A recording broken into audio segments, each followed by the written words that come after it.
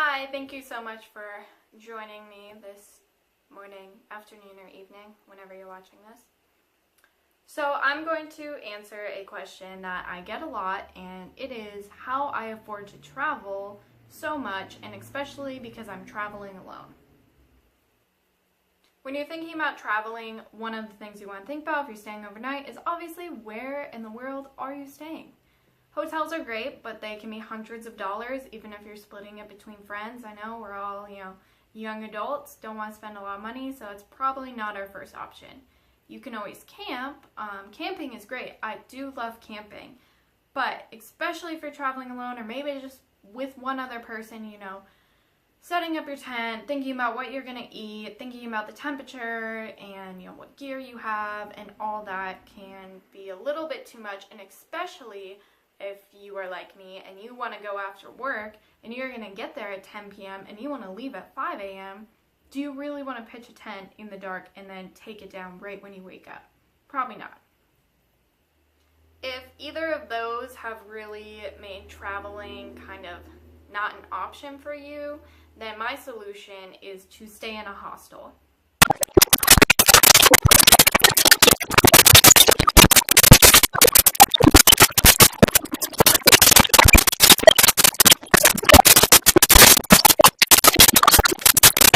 Here are some of my favorite benefits about hostels. They allow you to arrive late. Just have the courtesy to call them and be like, hey, I'm coming after work, I'm going to be there around 10, and they're usually like, awesome, thank you for letting us know. So then you arrive at 10 p.m., you're probably tired because you worked all day, and now you get a bed that's already made, you get blankets, you can take a shower if you want, you can use the bathroom without walking 200 meters in the dark up this gravelly road that you don't know. You don't have to clean, you just kind of leave your sheets on the bed. You don't have to, take down your tent in the morning. Nope, you just wake up, do your thing, and then you can just get on out of there. You meet a lot of people, especially if you're traveling alone. It's kind of nice to talk to people, even if it's just over breakfast, just say hi, just to know that, other people are out there in the world. That's a great thing. And finally, it's cheap. I have never stayed in a hostel that is more than $30, and the one that I stayed in for $30 had the nicest bed I've ever stayed in. There was only maximum of 6 people to a room. You had your own bathroom for your room. You got shampoo, conditioner, body wash. They served you breakfast. They had a hot tub, and they had like a bar in the hostel. So like for $30 a night, can't complain. The cheapest I've stayed in is $10 a night, and was kind of what you expect for $10 a night, but I was fine with it.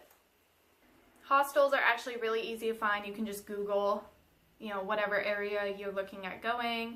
So if you're looking at going to Yosemite, you can just type in hostels. There's 2 up there. I have Hostel World on my phone as an app. You can look it up online too. It's really easy to just download that, and then you can kind of reserve all the hostels through that. Because some of them can be kind of outdated in a way that if you want to reserve it through the website, you have to call them. So if you get anxiety with calling people, I'd suggest downloading that app. So here are just a few tips and maybe tricks that I have learned about staying in hostels. Make sure to just keep like a gym lock in your car with you all the time. All the hostels will have some lockers, like gym lockers, that you can lock your stuff up in. Even if you keep your stuff in your car, just in case, I would just have one with you at all times.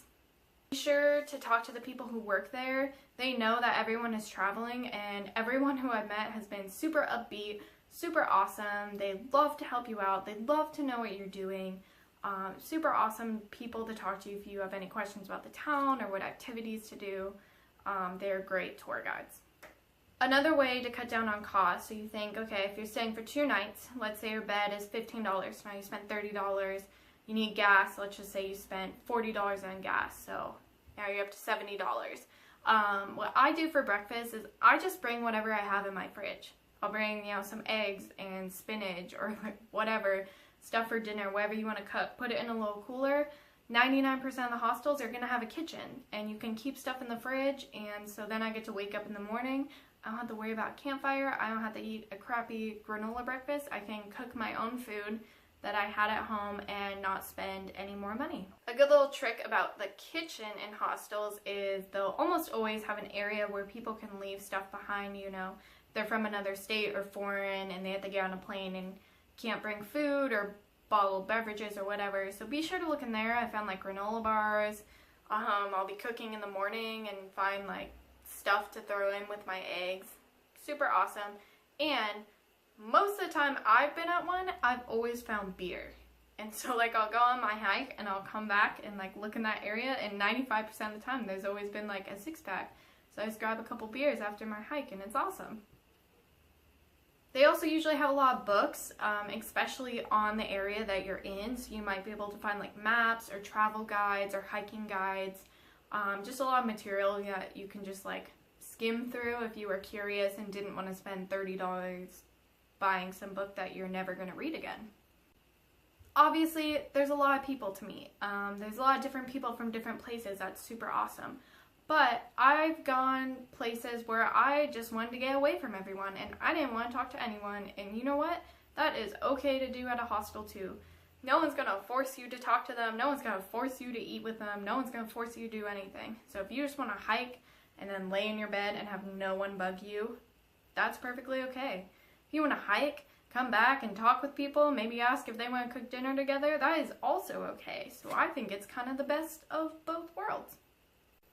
So just to kind of wrap this up, probably one of my most favorite hostel experiences was going to Grand Lake with my best friend. We were going up to the Rocky Mountain National Park, kind of a spur-of-the-moment trip, so found a hostel, went up there, and it ended up being this awesome, huge, like, 5-story old, like, Dutch-looking building. There were no other girls. It was an all-female kind of dorm. There was no one else. It was just us in this kind of big room. It was super awesome, super old, walking distance from downtown. So we went to the pub downtown, came back up, sat on their huge deck.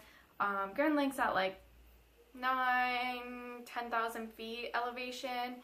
So super clear view of the sky, and like the stars are like shooting out and the Milky Way was shooting out of the mountains, and we stayed there. I think it cost $18 each and it was totally worth it. So I would definitely suggest looking at hostels if you want to travel more and want to travel more alone and want it to be affordable.